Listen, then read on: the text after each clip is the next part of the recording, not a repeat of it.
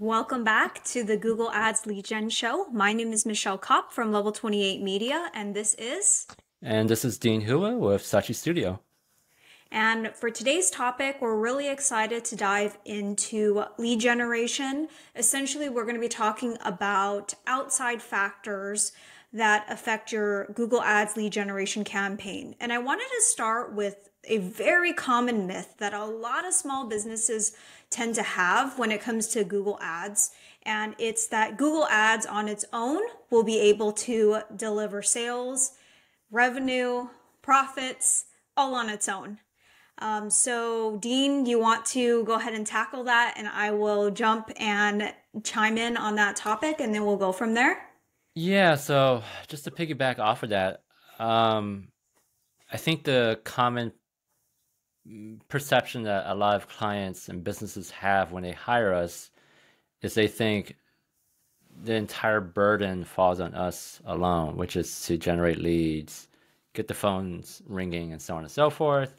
And they don't really have to do anything. And sometimes I think actually a lot of agencies think that way too. So I think this entire episode is really focused on external factors that go beyond our control and how can clients improve the whole lead generation process on their end. One of the first things I want to talk about is basically just good front desk operations or sales.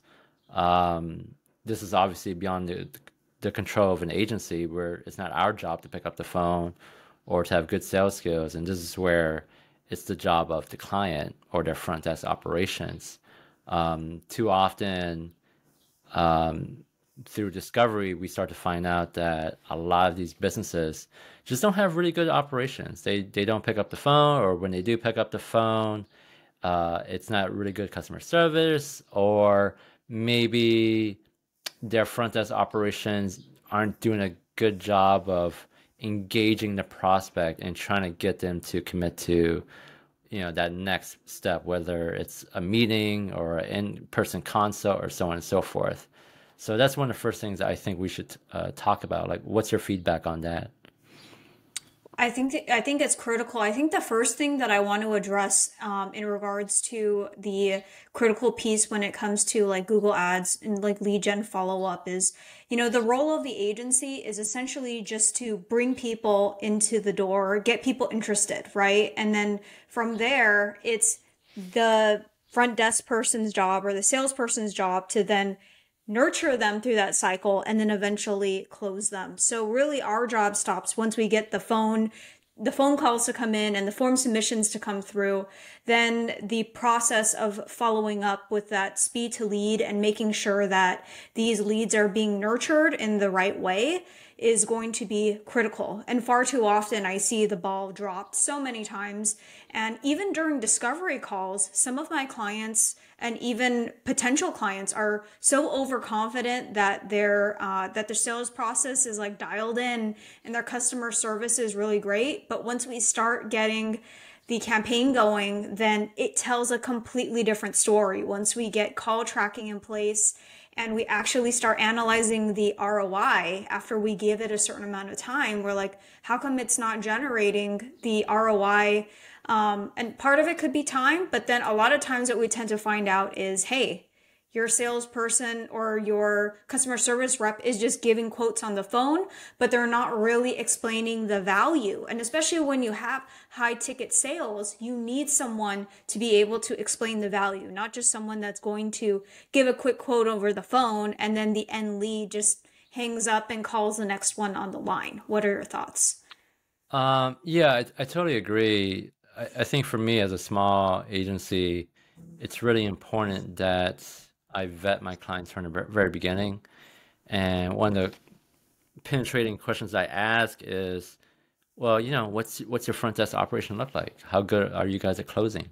And what's your close rate? And I take that close rate and try to compare it to what I think could be the industry standard based on my experience. If I feel like if I feel like the client doesn't understand how their front desk is operating through how they answer it, that's sort of a red flag for me. It's not, I won't necessarily turn them down, but it's just something I think about as I'm trying to process everything and trying to figure out if they would be a good client, not just for myself, but if they would be a good fit for lead gen. Right. And one of the things that I wanted to touch back on too is sometimes clients don't even know. They think that their front desk is doing a certain type of close rate, or they think that something's happening, but then they don't actually see and actually can see what's happening until we start running the campaign and everything's exposed. And like, wow, we really need to start like buttoning things up. And then the conversation between us and then the client can become a little bit uncomfortable because it turns into like us versus you type of thing. But at the same time, all we're doing is we're trying to help you improve your lead gen processes. And if you can't get your customer service rep or your sales rep to follow up with leads in a timely manner or nurture the leads, your Google Ads campaign, no matter who sets it up, you can hire the top PPC expert in the world. And it's still not going to they're still not going to be able to help you generate a positive ROI if you don't have these other things dialed in on your operation side. Have you ever been in a situation where once you've implemented call tracking, you've had a client where they're just not picking up the phone? And Oh, if all the you've been in that time. situation, like how do you handle it? All the time. It's an uncomfortable conversation to have, but at the same time, you just have to expose your client to what's actually happening. Sometimes it's the end client that's supposed to be picking up the phone, my end contact, and they're not doing it.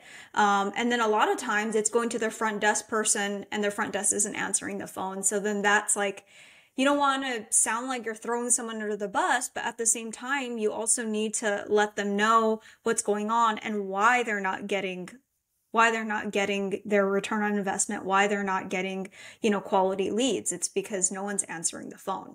So yeah, I've seen it happen both ways, and it's just about addressing it. And if the client wants to fix it, then they're going to put processes in place to do it. If not, they're only going to stay around for so long and then keep pointing the finger and not the thumb. And Yeah. yeah, ultimately, there's no winning. There's no winning for us at that point. Yeah, I find that if they realize they have to implement better systems, they probably have to pause the campaign or cease hiring us because it takes a while to implement good business systems. It's not an overnight thing where, oh, people aren't picking up the phone. Let's fix that over, Yeah, it's just by a the button we next have to couple of days. press. No, it's Yeah, not. It's like yeah, literally training teams. And I've had situations where I've worked with like franchises and their front desk person or their front desk team is not really like fully dialed in what they need to be doing. And they're just giving quick quotes and then the lead on the end of the line just hangs up and we're like sharing with clients the actual recordings of what's happening and then the clients still don't want to make the change. And we've even given them suggestions like, oh, here's some customer service rep consultants that might be able to help you with closing the leads because like I mentioned before, we can lead the horse to water, but we can't force them to drink it. That's ultimately up to, the salesperson on the phone to help get that horse to drink the water, pretty much. But yeah, it's a very common scenario, and there's no real way for us to know how good a client's going to be able to pull their weight until we actually start getting the campaign going and listening to the phone calls. yeah. How do you feel about working with sole proprietors? Because with sole proprietors, they have to do everything. They wear a lot of different hats, including sales. And what I find, at least starting out early in my career, the biggest challenge of working with sole proprietors is sometimes they just don't pick up the phone, Oh or they yeah. have bad sales skills. Like they could Yeah. be like a great expert at what they do, but they don't know how to convert. Like, so is there a red flag to you to not work with sole proprietors? Because I still actually work with a couple sole proprietors, but it's something I do think about once I find out that they are sole proprietor. Like, is this someone I want Yeah. to hire? No, that's a really great question. I do still work with sole proprietors. But as long as they understand that my job is not to close their leads and some will even admit like, hey, I haven't been able to get all your phone calls. And I know it's my fault that, it's probably not doing the best. So at least they're like aware of it, but then it's just not ideal when you're working with like a sole proprietor and at the end of the day, then they're pointing the finger at you, even though they're not the one answering the phone. And Mm. then you have to have that uncomfortable conversation and be like, hey, here are all the last 10 phone calls that I got for you. Go listen to every single one. Every single one went to voicemail. Interesting. Yeah. Um, okay, so moving on, let's talk about cyclicality and seasonality. I think this is something that a lot of, especially new businesses, don't understand. Like, I think every business, every industry has its, very busy seasons and very slow seasons. Um, how do you address this with like some of these clients? Because I've dealt with especially newer businesses, like under 3 years, they haven't truly experienced like the highs and Yeah, lows. seeing the seasonality. Yeah.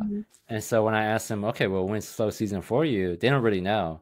So it's like, oh, okay, well, I guess we're just going to go through and see what happens. And sometimes when some of our campaigns are really slow in terms of conversions, they're like, oh, Dean, what's going on? I'm like, well, it could be that it's Seasonality. seasonality. And it seems Yeah. like it's a cop out answer, but at the same time, that could just very well be it. And I think you just have to make them aware too at the onset of the campaign, like, hey, we don't have any real data here for us to really know if like last year around this time it was like the same thing. So kind of now moving forward, we're going to be setting the precedent and the benchmark, and I can kind of compare you to some other companies that have like that operate in a similar vertical. Like if you have clients in that similar vertical, then you can say, hey, speaking from experience, I have, for during the winter season for let's say like hospice patients, more for hospice agencies, let's say like there tend to be more like people getting sick. So therefore we're going to see a spike in the wintertime. Or for like co-working spaces, I work with a lot of co-working spaces too. And during the wintertime, Q4, it's like dead because no one's looking for an office Mm. space. Everyone's out on vacation. And so, looking at that, or you can even look at Google Trends. I know that that's not real.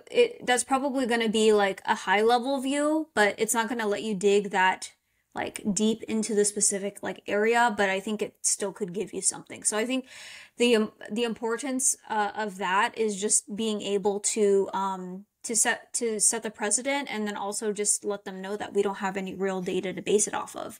And on top of that, things like the pandemic and other things could be contributing that could be skewing a lot of the data and trends and seasonality.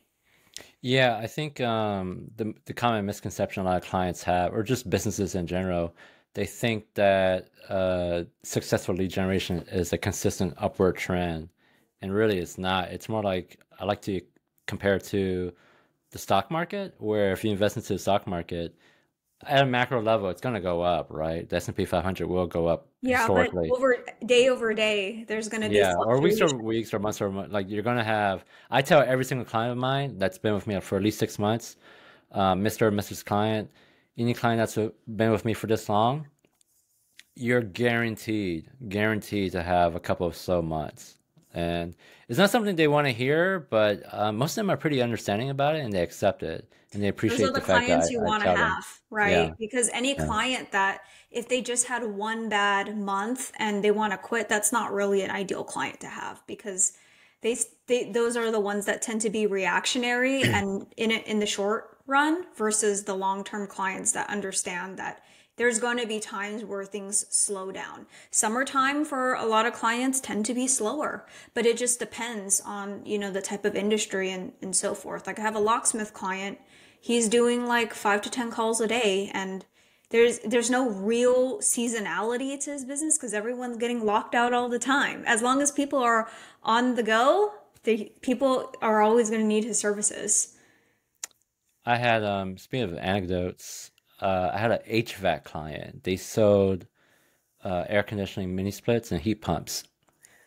And he just let go his first Google Ads person, so he hired me to take it over. I think it was in May. And first several months we did really well, from spring into summer. But there was like this one slow month in the summer where things kind of just trailed off. Mm-hmm. And so we were trying to fix it. But then at the same time, they also had to fire, like, I think one of their salesperson as well. So because they had to fire one of their salesperson, let him go, I Their had to cut sales, down on volume, right? yeah. And we were running like a max conversion strategy.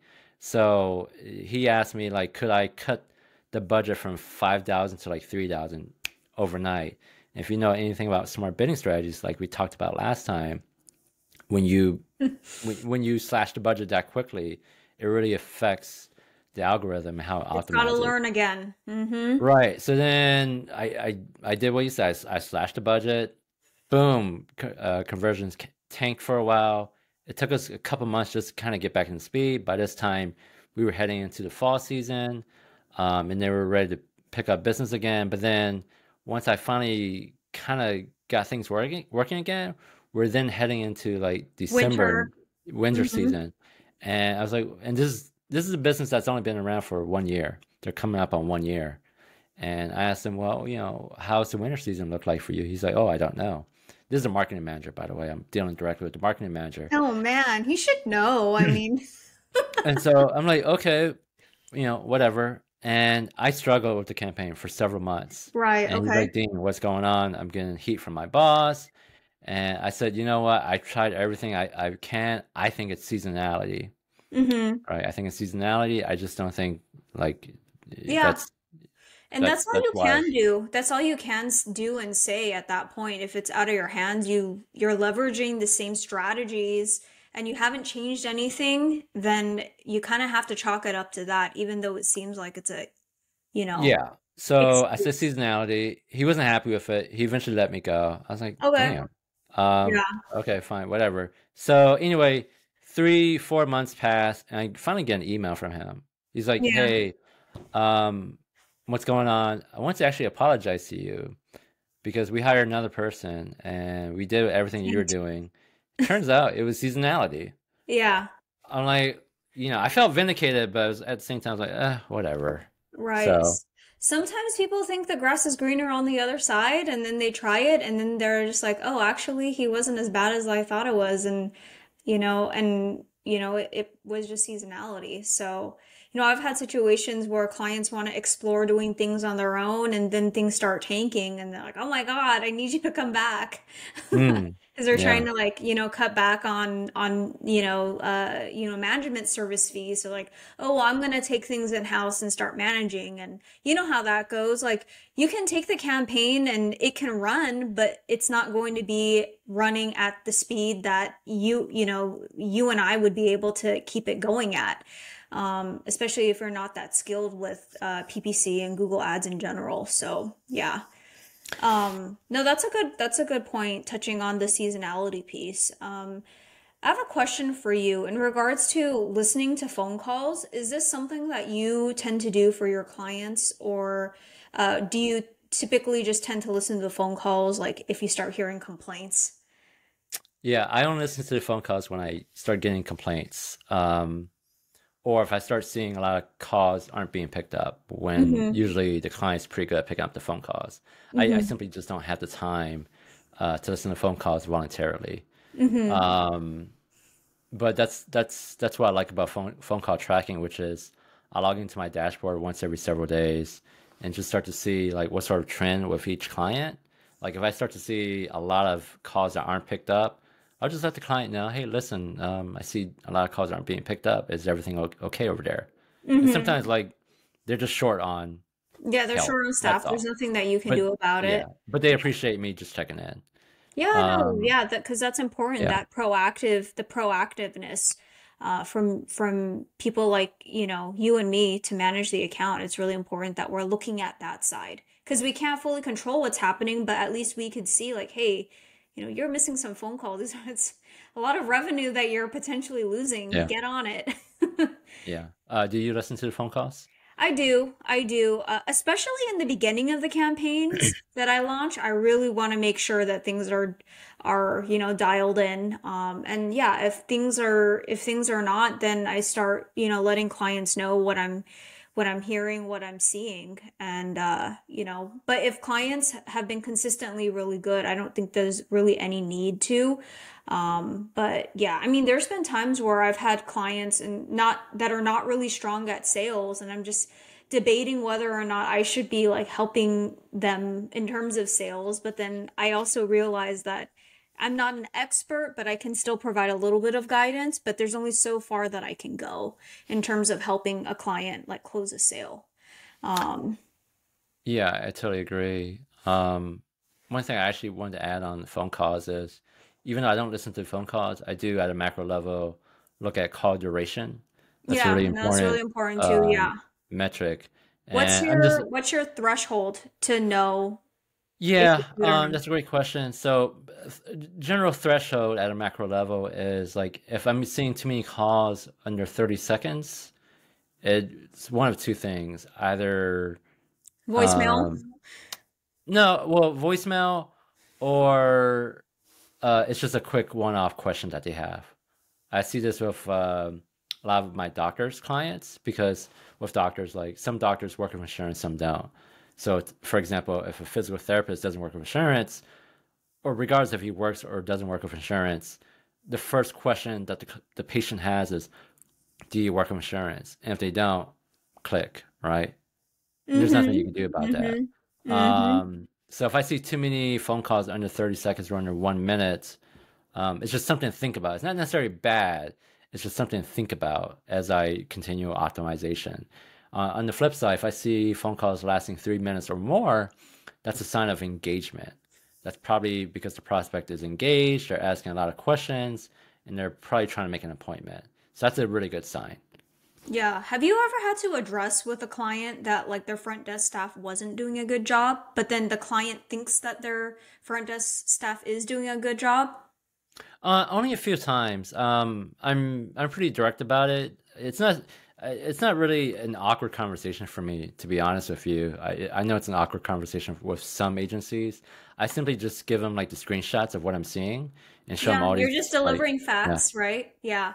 I think for me, it comes down to like, oh, I don't want to make it seem like I'm throwing someone under the bus, but at the same time, we all have to pull our weight here, right? So I also want to be careful too, or about, saying that someone's not really doing the best job. And, maybe they're not really a salesperson. They're just like a customer service rep that's just meant to answer the phone, or someone that was like fresh out of college that just needed like a part-time job, but they're not really in sales. So you can't really expect them to like close, even though that's what the ultimate goal is for the campaign. Um, exactly. yeah. Um, so moving on my list here, I want to talk about client feedback loop, where the feedback from the client is really important for the agency and how we optimize our campaigns.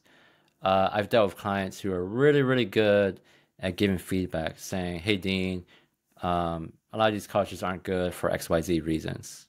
And that's great.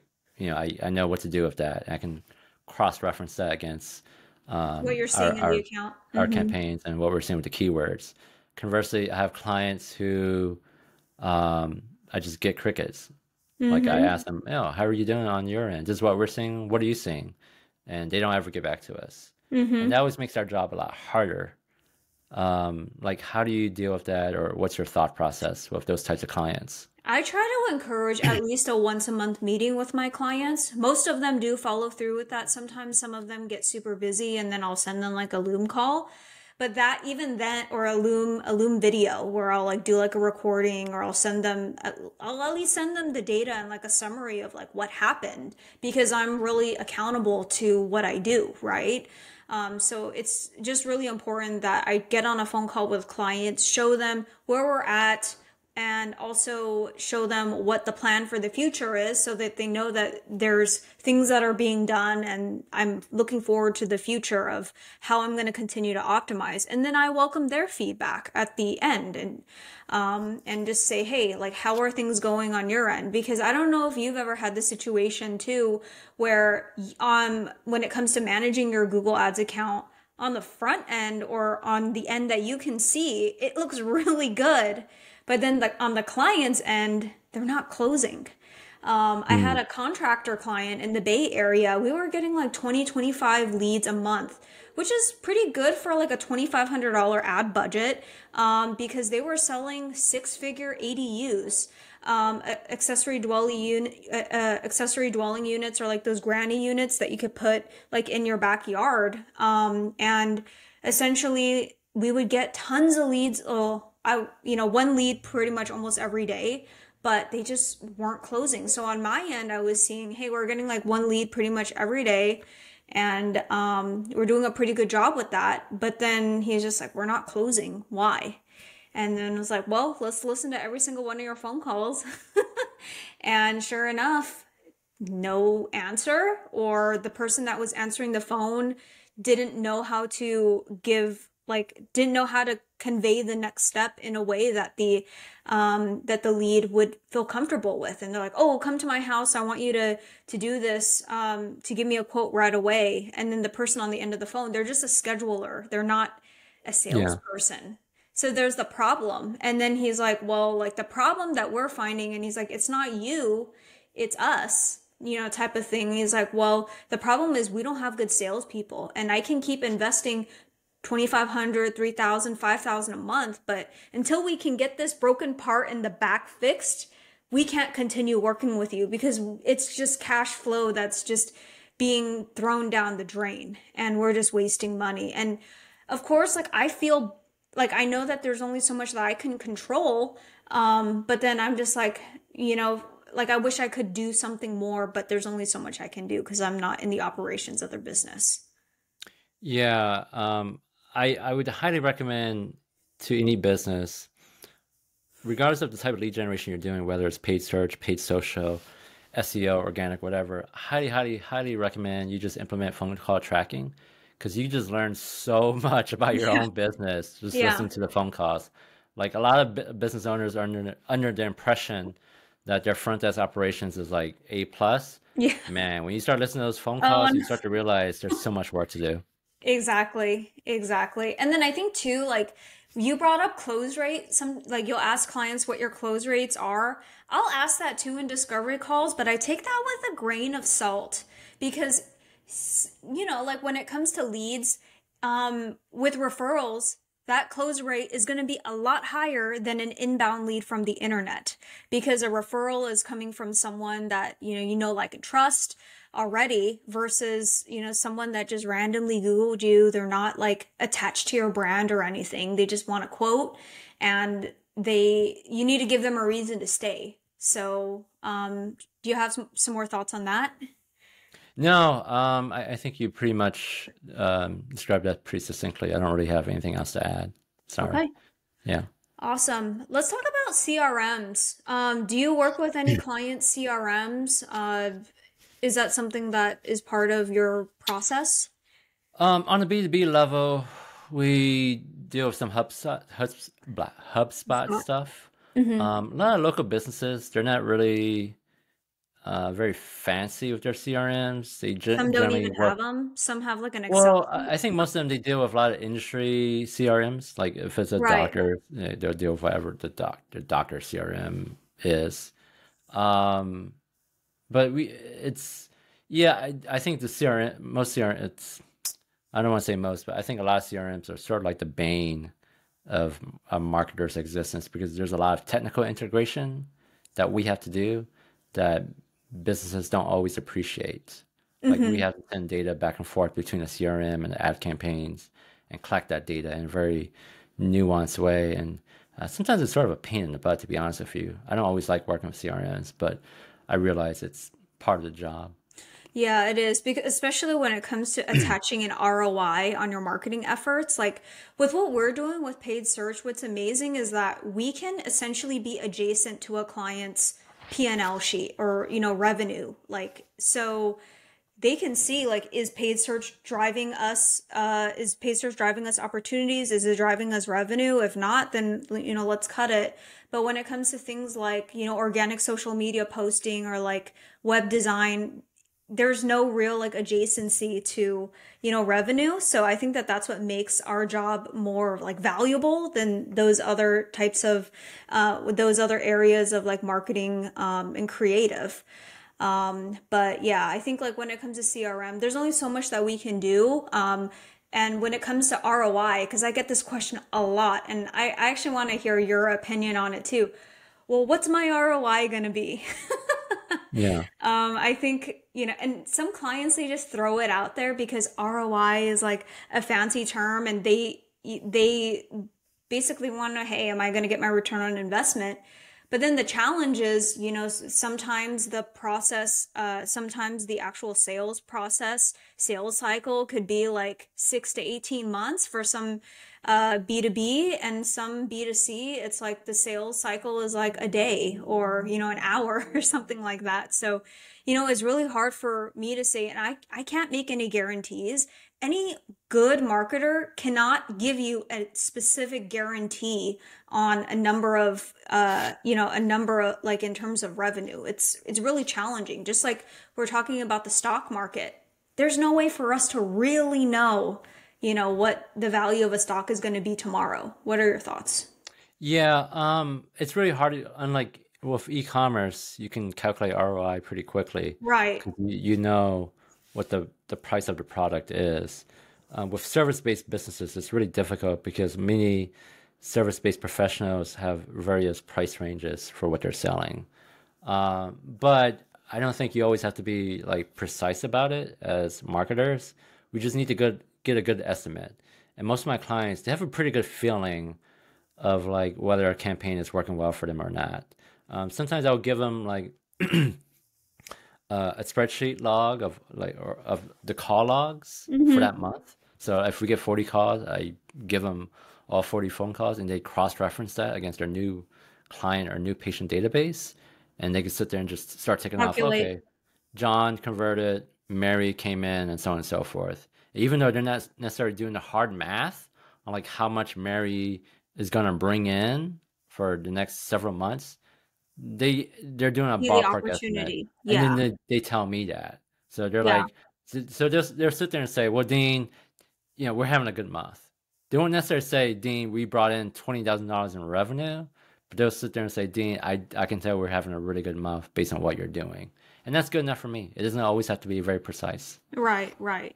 Yeah, and I've gotten some clients like that, but I've also gotten some clients who are like, well, tell me exactly what my ROI is going to be. And I'm like, well, Mm, that just depends on how much you're selling your services for. That depends on how good your sales team is, right? So that's also them assuming that we're in charge of their entire, lead generation funnel when we're only there for the very top part. And then we pass the baton, and then we pretty much give the baton to your team. And if you drop the baton, then it's on you. yeah. But, there's only so much we can do. So that's pretty much what I say, when it comes to that question of ROI. I can't tell you exactly what the ROI is because I'm not the one that's going to be like answering the calls. And I don't know exactly like what your close rate is. We can do some estimates, right? Like I can give you an estimate of like, this is how many leads that I can get you like in a range. And I try to be very conservative with it too, because I just don't want to seem like I'm overshooting. And typically I tend to be within that range, which is really good. I think I've gotten it down to a science now when it comes to like, forecasting. But I think like the best a PPC lead generation marketer can do is give forecasts. And if you have lots of data from the past that a PPC marketer that's been tracking correctly, that a PPC marketer can look back on, then that's just even easier for a marketer to then go back and be like, okay, this is what I forecast. If you spend $10,000 and we can get this many leads, based off of this cost per lead. It's just a matter of, simple math, but yeah, that's really all you can do. Yep. Totally agree. I got nothing else. Okay. I have a last question here, unless you had something else. Speed to lead. How long do you recommend to like it, when a lead comes in to follow up? Like how much time should someone let go between the lead coming in and actually following up? Yeah, I mean, ideally like 5 minutes, right?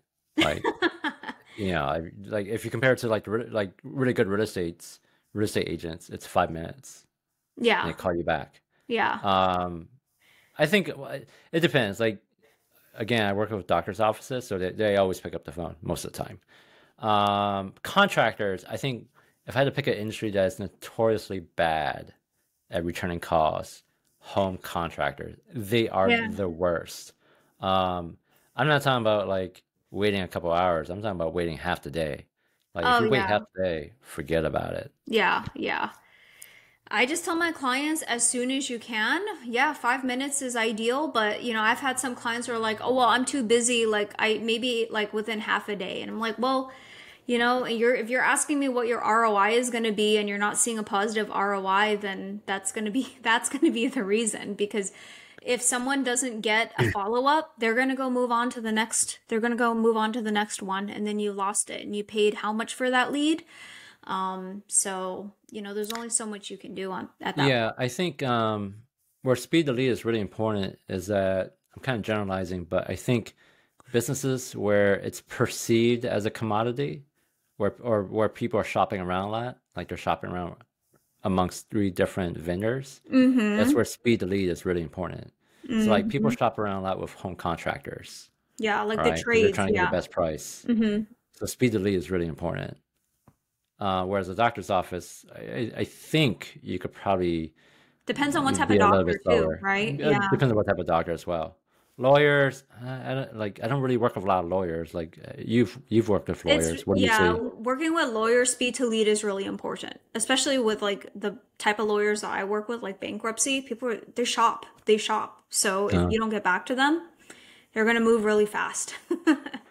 So yeah.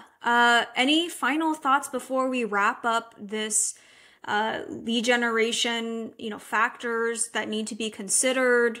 Um, Anything else? No, I think like just to sum it up, again, successful lead gen, regardless if it's paid search or paid social or whatever, some of it just isn't on our shoulders as marketers. Clients have to bear the burden of successful lead gen by listening to your phone calls, having good front desk operations, picking up the phone, and so on and so forth. If you can't handle that part, then it doesn't matter what type of marketing you're gonna do. You're gonna experience very challenging times. Yeah, and then you're eventually shut it off and be frustrated and wonder why it's not working. But then, the answer is really tightening up your back end operations. Yep. Awesome. Well, thank you guys so much for your time and we'll see you in the next one. Bye. Bye.